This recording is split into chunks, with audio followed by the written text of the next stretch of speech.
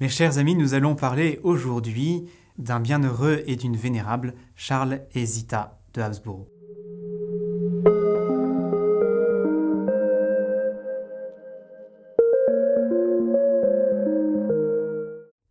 Le 21 octobre 1911, Charles et Zita se marient au château de Schwarzau en Autriche. Et lui est fier et souriant, il a 24 ans. Elle est plus frêle, elle est dans sa robe de satin, elle a 19 ans. Et ils sont à milieu d'imaginer la tournure soudaine que va prendre leur vie avec l'arrivée de la guerre. La guerre arrivera effectivement 3 ans plus tard, mais c'est la date qui sera retenue pour les fêter, ce sera bien le 21 octobre, et non, comme le veut la tradition, la date de la mort du couple, de la mort des personnes, parce que Saint Jean-Paul II a voulu témoigner qu'il fallait les fêter en tant que couple. Et donc, la mémoire liturgique du bienheureux Charles d'Autriche a été fixée au 21 octobre.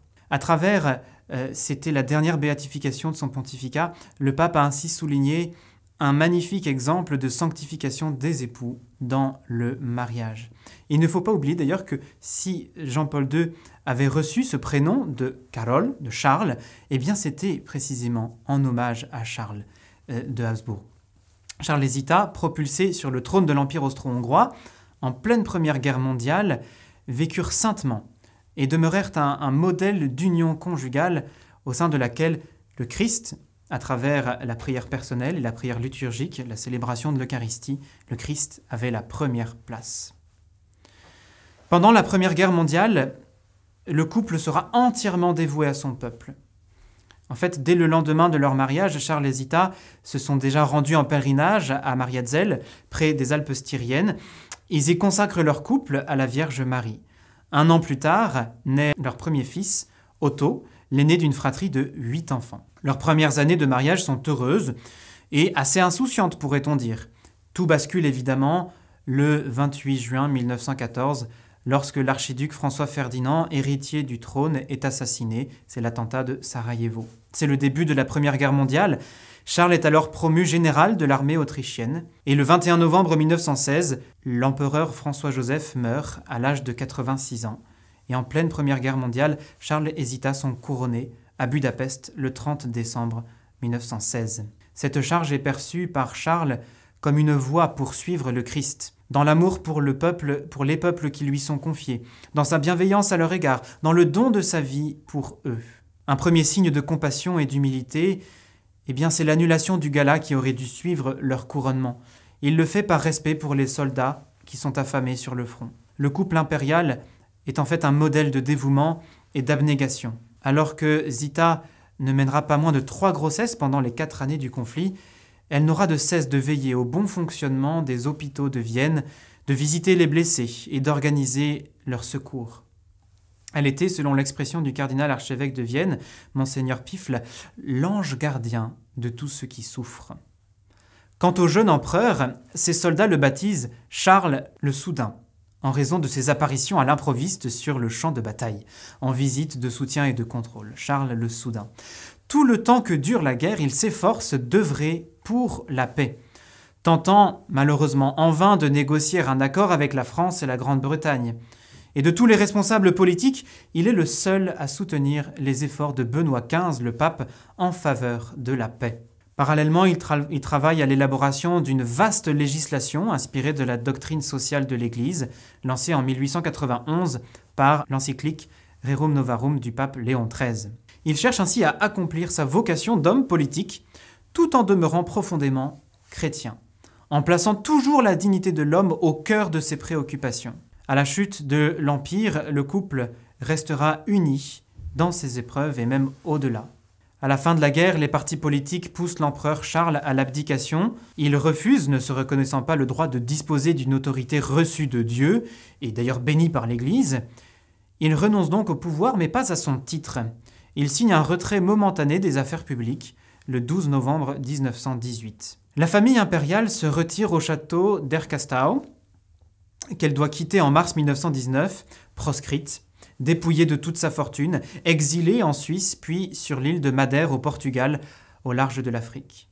Courageusement, Zita soutient son mari lors de 2 tentatives de restauration en Hongrie, mais qui échoue en 1921. À Madère, la famille vit dans une maison insalubre, sur le sommet d'une montagne. Ils connaissent le froid, la faim et la pauvreté. Charles tombe malade et endure ses souffrances sans se plaindre. Il meurt le 1er avril 1922 à l'âge de 34 ans, le regard tourné vers le Saint-Sacrement qu'il avait vénéré toute sa vie. Sur son lit de mort, il répétera sa devise « Je m'engage toujours, en toutes choses, à connaître le plus clairement possible la volonté de Dieu et à la respecter, et cela de la manière la plus parfaite. » Zita n'a que 30 ans, elle est enceinte de leur 8e enfant. Par fidélité à son époux, elle porta le deuil de Charles toute sa vie et devint oblate de l'abbaye Saint-Pierre de Solesmes le 24 mai 1926. 10 années de mariage, c'est court, vous me direz, mais ce sont 10 années dont les fruits, avec évidemment les 8 enfants et 33 petits-enfants, vont bien au-delà de ce qu'ils avaient imaginé. Un héritage spirituel fort, un exemple pour les dirigeants politiques et un modèle de vie conjugale pour tous les couples. Que nous apprennent aujourd'hui Charles et Zita ? Eh bien, je crois que c'est le don de soi. Le don de soi, évidemment, à travers l'intimité du couple, l'intimité de la famille, mais le don de soi aux affaires publiques, le don de soi pour le bien commun de la société. Je crois que le modèle qu'il nous offre, c'est que la famille, le couple, n'a pas qu'une existence pour soi. Il a aussi une existence sociale voulue par Dieu. Dieu a voulu que le couple existe pour manifester l'union du Christ et de l'Église. C'est le sens du sacrement de mariage. L'union de l'homme et de la femme est calquée, ancrée sur l'union du Christ et de l'Église. Et le couple a cette valeur-là de témoignage. Il doit porter le témoignage de l'amour de Dieu, de l'amour du Christ pour son Église. Il doit porter en lui-même l'exemple de cet amour qui se fait oblatif, de cet amour qui se donne jusqu'à la mort, mais de cet amour qui est finalement la plus belle raison de vivre.